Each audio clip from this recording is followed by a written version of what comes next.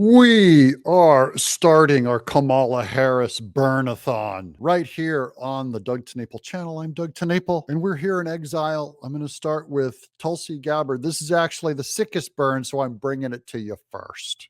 A vote for Kamala Harris is a vote for Dick Cheney, and it's a vote for war, more war, likely World War III and nuclear war. A vote for Kamala Harris is a vote for Dick Cheney. I just like the ring of that. I think that works pretty well for me. The warmonger party, see, Dick Cheney, with Trump not being a warmonger, Dick Cheney goes, I'm not voting for this guy. I need to go find someone who's going to start us some WW3. So he went over and supported the Kamala Harris campaign. And on a hunting trip, he did shoot a guy in the face. So, and everybody, don't sleep on the men. They heard from Michelle Obama this weekend. Okay, here's the Daily Mail has the best article of all. This one's all the big news today, okay? Exclusive Kamala Harris VP choice. Tim Walz had a secret fling with daughter of top Chinese communist official during teaching stint in China. There's little Tim Walz circled down there.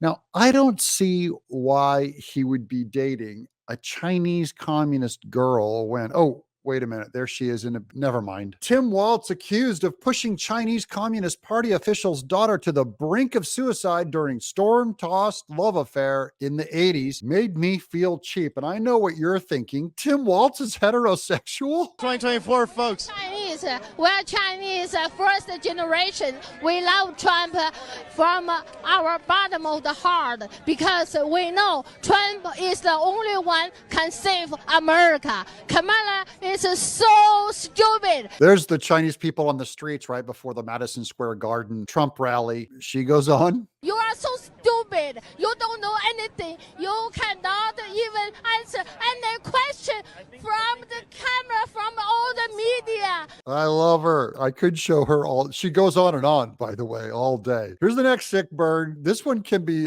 stacked. I would make a campaign video out of this if I was Trump. Zone. I came home, my mama told me a white lady gave her this. I'm Kimberly Campbell, and I approve this message. White ladies for Harris. They brought it over and gave her this. Frank, first of all, thanks very much for being with us. Just on the Trump rally at the weekend, do you think that event will sway voters, including Puerto Ricans? Donald Trump has been saying some pretty extreme, some pretty harsh stuff in recent weeks, and yet his numbers seem to be improving. And then here's the dismantling of CNN by Vivek Ramaswamy destroys this white lady. On Fox earlier saying the joke doesn't reflect the views of President Trump or our campaign. Oh, that's that Tony guy's joke again, that they're still going on. And again, the Republicans, the official Trump campaign has not distanced themselves, but they just said it doesn't reflect the views. He's a comedian. We don't back up his jokes. There. They didn't throw him under the bus. They just distanced, did a proper, we don't approve. Specifically talking about the Puerto Rico joke, but also she said the crowd, they didn't mind. You were there. Did you mind? Look, the fact of the matter is I wasn't in the room when that joke was made, but I got to say, we got to take a step back and look at the double standards here, Brianna. Let's be really honest. George Lopez made a joke at Kamala Harris's rally over the weekend about all Mexicans being thieves. I saw the joke. I could not put that on my channel and pass YouTube's monetization. It is so offensive what George Lopez said about Mexicans being thieves. But let's see if that's going to work on this CNN blonde white lady. Are we attributing that comment to Kamala Harris or querying all of her proxies who are at that rally? I just want to say on behalf of the Trump campaign and everyone who is insulting Trump for having his comedian on, clearly George Lopez's joke is supported by every Democrat at that rally. All your friends that vote for Kamala Harris herself, Tim Walz, and everyone at the rally, including Latino people, they all agree that Hispanics are prone to steal everything, just like George Lopez said, because CNN didn't do a story on that one.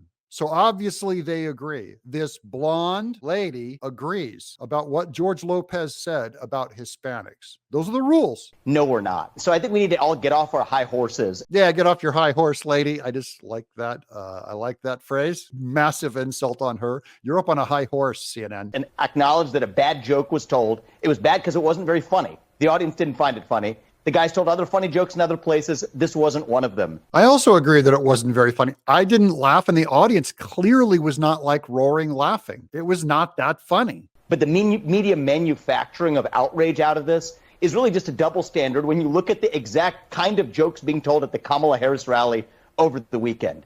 Jokes about males and about Trump voters and about Trump. We've heard all their jokes. And the fact is, if George Lopez had said that at the Donald Trump rally, if I may finish. You've seen a comedy show before? If I may finish. I'm talking. I love when Vivek corrects her. I'm speaking. She really shouldn't interrupt a Indian man. Can you imagine? This is so much worse than anything that comedian did. For her to white-splain to this Indian man or whatever she is. She's not Hindu. And look how she treats Hindus and Indian people. I think she should be ashamed and she should be frankly fired. And probably all Kamala Harris voters probably agree with this if they don't call her out also. And Tim Walz, who dated a Chinese girl who almost drove her to suicide, which we're shocked that he got her after seeing her in that bikini. Just to finish making the point, if the George Lopez joke had been told at the Donald Trump rally, you and I both know we'd be talking about that. But because it was at a Kamala Harris rally, we're not saying a word about it. And I think that that's just hypocritical. Oh, what a burn. You're a hypocrite. And if you disagree with him,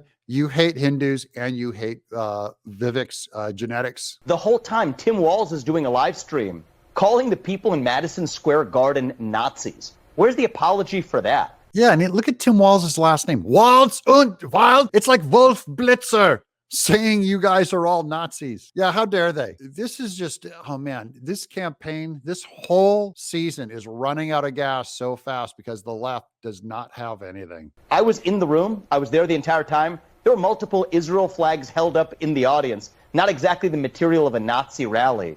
And I just think that this media game isn't healthy for the country where we airlift some comment, this time that didn't even come from Donald Trump. Not even when Donald Trump was in the building. That's the real issue, is that they airlift certain comments. I think we can all learn from that. And she's learning. Look at her looking down in this picture. She's ashamed. She's got nothing. And now I'm just going to end the rest of this episode on our favorite lady from China in that crowd. I'm going to let her go on till we hit 8 minutes and 1. I'm Doug in exile. How you can be on the stage to fight for America, to protect American people, to protect all the world.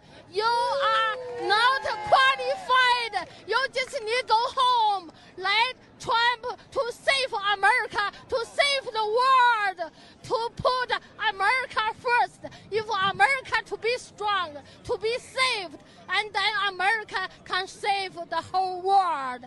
Trump, we love you. We love you forever. Never ever surrender.